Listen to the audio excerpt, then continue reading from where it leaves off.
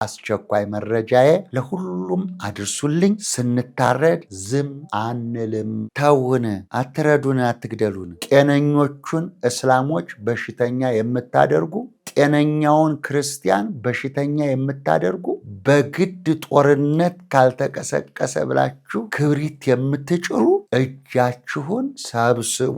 ክርስቲያኖች ታጋሾች ናቸው። ጥንታውያን ሙስሊሞች ታጋሾች ናቸው። ዛሬ ተበርዘዋል። እነሱም መከራ እያዩ ነው። ሁለት አይነት ሙስሊም፣ አንዱ ሰው ገዳይ፣ አንዱ ሰው አክባሪ፣ አንዱም አብሮ መኖር የሚፈልግ፣ አንዱ ደግሞ ብቻውን መኖር የሚፈልግ፣ አንዱ አውሬ፣ አንዱ ሰው። ኢትዮጵያውያን ክርስቲያኖች የቱን ቀይ መስመር ሲታለፍ ነው ሰይፍ የሚያነሱት? ሰይፍ፣ ገጀራ፣ መሳሪያ ይዞ መውጣት አያቅት፣ መዘዙ ግን ብዙ ነው ወገኖች። ማንም ቢሆን የእግዚአብሔርን ፍጡር እግዚአብሔር የሰጠውን ነፃነት ሲገፈፍ የግድ ሰይፉን ያነሳል። ግን ነጥቦች አሉ የሚታለፉና የማይታለፉ። ግማሾቻችሁ ካድሬዎች እንዲያው በመድረክ ላይ ስራ አርሲ እንዳትናገሩ አቁም። ለምን አንናገር? የተቃጠለው ቤተክርስቲያን አይደለም? የታረደው ሰው አይደለም? ደም አይደለም የፈሰሰው? እውነት አይነገር ምን ማለት ነው? የማይነኩ የማይታለፉ ለአክራሪዎች አሳልፈን የማንሰጣቸው 4 ቀይ መስመሮች አሉ። እነዚህ የአራቱ ቀይ መስመሮች ሲያልፉ ሰይፍ ይመጣል። እስላም ክርስቲያን አይልም። ልብ በሉ። አንደኛው ሀገር ኢትዮጵያ ስትነካ ቀይ መስመር አልፏል። ሀገሬ ስትነካ የምታበላኝ፣ የምታጠጣኝ፣ የምታኖረኝ እቺ ሀገሬ ናት። ሀገር ስትበዘበዝ ማንም አይተኛም ማለት። ምክንያቱም ጠላት ሊያርድ፣ ሊሰርቅ፣ ሊያጠፋ ነው የሚመጣው። ምከሯቸው። ባይሰሟችሁ ግን በሰይፍ ያልቃሉ።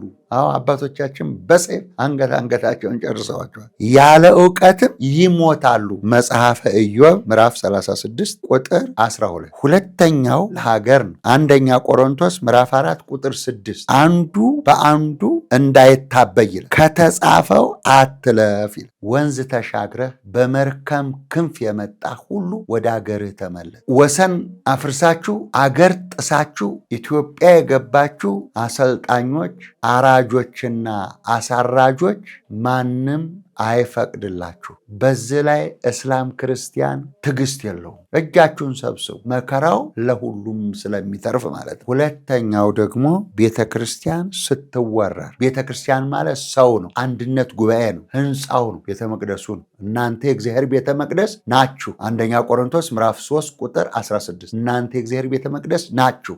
በዚች ቤተክርስቲያን ውስጥ ማምለክ አትችልም። እግዚአብሔርን በዚህ ቤተክርስቲያን ውስጥ መስገድ አትችልም። መጸለይ አትችልም። መቀደስ አትችልም። አምላክህን በዚህ ቤተክርስቲያን ውስጥ ማምለክ አትችልም ተብሎ ቤተክርስቲያን ስትወረር ሰይፍ ይመጣል። ክርስቲያኖች እጃቸውን ያነሳሉ፣ ሰይፋቸውን ያነሳሉ። የማቴዎስ ወንጌል ምዕራፍ 26 ቁጥር 52 ሰይፍ የሚያነሱ ሁሉ በሰይፍ ይጠፋሉና ሰይፍህን መልስ ነው ያለው ጌታ ኢየሱስ ክርስቶስ። በቤተ ክርስቲያኗ ላይ ሰይፍ ያነሱ ሁሉ በሰይፍ ይጠፋሉ። ምክንያቱም መተውባታል፣ ወረዋታል፣ አቃጥለዋታል። አንደኛ መጽሐፈ ሳሙኤል ምዕራፍ 15 ቁጥር 32 እንዲህ ይላል፣ የብዙ እናቶችን ልጆች የበላች ሰይፍህ ዛሬ አንተን ትበላል ብሎ ሳሙኤል አጋግን በእግዚአብሔር ፊት በሰይፍ ቆራረጠው ይላል። አረመኔ ስለነበር የአማሌቃውያን አለቃ አጋግን በሰይፍ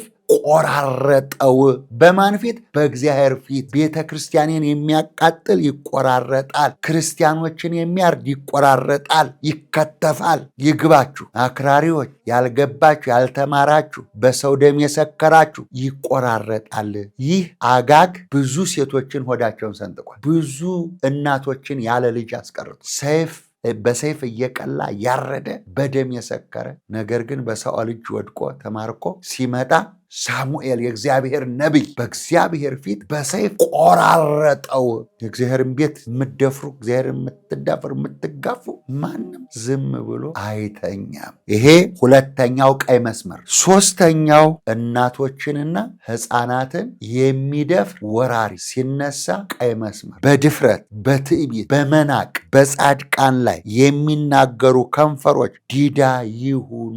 ሴቶችን የሚደፍሩ ሕፃናትን በትዕቢት በድፍረት የሚወሩ የሚማርኩ አፄ ምኒልክ አዋጅ ሲያውጁ ሀገርህን አስደፍረህ ለሚስትህ ለልጆች ስትል ተነስ ነው። ስለዚህ በልጄ ተመጣ በሀገሬ ተመጣ ሃይማኖት የተመጣ ብሎ ምላሱን እየቆረጠ ዲዳ ያደርገው። ይሄ እንዲገባችሁ ለአክራሪዎች ትንቢተ ሕዝቅኤል ምዕራፍ 18 ቁጥር 10 ቀማኛ፣ ደም አፍሳሽ፣ ደፋሪ ቢሆን እርሱ በሕይወት አይኖርም ይሞታል። ታግሶ ታግሶ ታግሶ ሲነሳ ሞለጭ ያደርጋል። አራተኛው የመኖር ነፃነቱን ሲያጣ ሰይፍ ይመጣል። ባንተው በራስ ሰይፍ ታልቃል። በነፃነት ልንኖር ክርስቶስ ነፃ አወጣን። እንግዲህ ጸንታችሁ ቁሙ፣ በባርነት ቀንበር አትያዙ። ሃይማኖት ተውና ሰው በሰውነቱ ይከበራል። ሰው በመሆኑ ብቻ ይከበራል። ማምለኪያውን ታቃጥልበታል፣ ታርደዋል። መኖር አትችልም ነው። በሀገሩ በወገኑ በእምነቱ ከመጣበት የለም። ሰይፍ ያነሳ በሰይፍ ይሞታል። እግዚአብሔርን ፈርተን እንኖራለን እንጂ ሰውን ፈርተን አንኖርም። ተመለሱ እንዳትደመሰሱ። ስለዚህ የሚጠቅመው አንድነት። ነቢዩ ሳሙኤል በእግዚአብሔር ፊት ቁጥርጥርጥ እንዳደረገው እኛም በእግዚአብሔር ፊት ቁጥርጥ እያደረግን እንጥለዋለን። በሰይፍ የመታ በሰይፍ ይጠፋል። ሾተልህን መልስ፣ ሰይፍህን መልስ፣ አትቆስቁሰው። ከፖለቲካ ጋር ጉዳይ የለውም። ምንም የማያውቁ ሕፃናት፣ ምንም የማያውቁ ሴቶች፣ ምንም የማያውቁ ክርስቲያኖች። ይሄ ለኢትዮጵያ ብቻ አይደለም፣ ለመላው ዓለም አንተ የፈለግከው ማምለክ አትችልም፣ እኔ ያዘዝኩን ብቻ ታመልካለህ የሚል በዓለም ላይ የለም። ስለዚህ ፖሊስ፣ ሰራዊት፣ የኢትዮጵያ ጠባቂዎች ከእግዚአብሔር በታች አስከብሩ፣ ሀገሯን ጠብቁ። ኢትዮጵያ ክርስቲያኖች እንድትረዱ ሙስሊሞችም እንድታዳምጡ ነው የምፈልግ። ባለፈው ቅዳሜ ቸኳይ መረጃ አስተላልፌላችሁ ነበር። ጠበቃና ጥበቃ ያስፈልገናል። ለዚህ ደግሞ በመላው ዓለም ያላችሁ ወጣቶች፣ ማዕከላውያን ጎልማሶች ለዚህ ዝግጁ መሆን ያስፈልጋችኋል። አንድ ድምፅ ያለው የሙስሊሙ፣ የኦርቶዶክሱ፣ የካቶሊኩ፣ የፕሮቴስታንቱ አንድ ድምፅ፣ ተለያይተን አይሆንም ብያቸዋል። አንድ ድምፅ ነው። ቤተ እምነቶች ሲነኩ ክርስቲያኖችም ሙስሊሞችም ሲነኩ ድምፅ የሚሆን ያስፈልጋል።